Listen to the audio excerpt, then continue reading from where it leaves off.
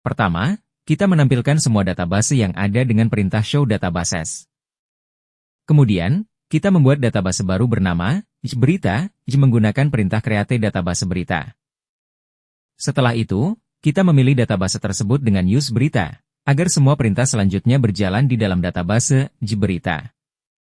Selanjutnya, kita membuat tabel tb_kategori untuk menyimpan data kategori. Tabel ini memiliki 3 kolom utama.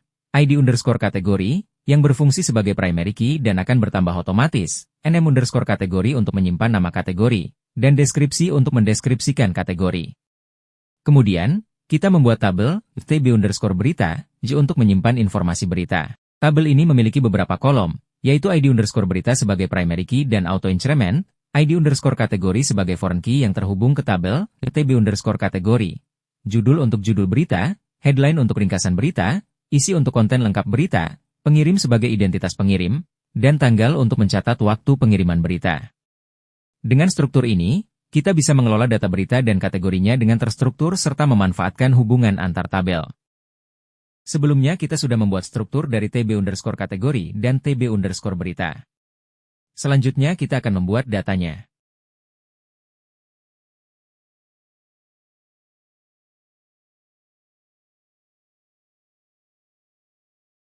Sebelumnya maaf jika terlalu banyak error karena sering typo.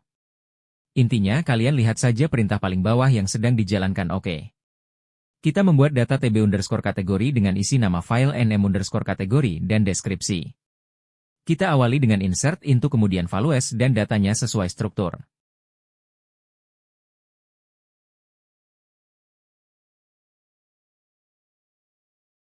Setelah insert into jangan lupa ketik values kemudian masukkan datanya. Di sini kita memasukkan 3 data yaitu dengan judul pertama berita teknologi, kedua berita ekonomi terkini, dan ketiga inovasi di bidang kesehatan.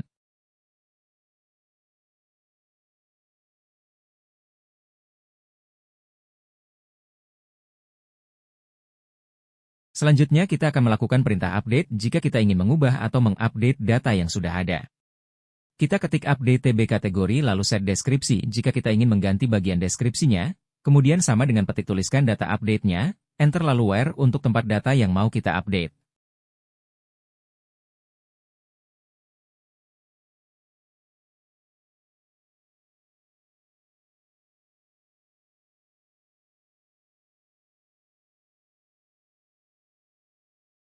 Di sini kita akan mengubah deskripsinya menjadi kategori berita yang membahas olahraga, pertandingan, atlet yang ada pada bagian kategori olahraga.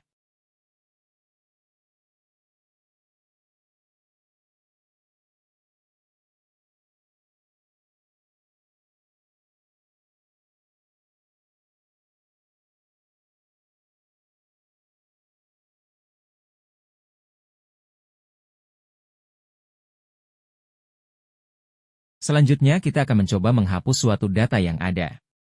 Caranya menggunakan perintah delete from tb kategori, where nm kategori. Misal di sini kita mau menghapus data pendidikan.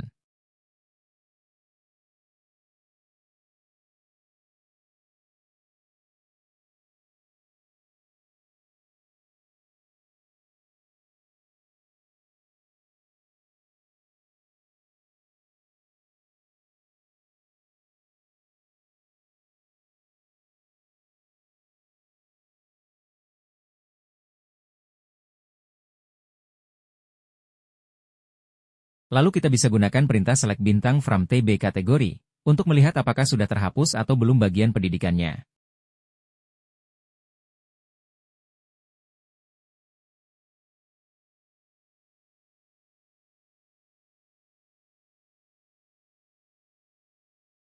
Bisa dilihat ya di sini datanya tinggal 4 ya, berarti proses delete berhasil.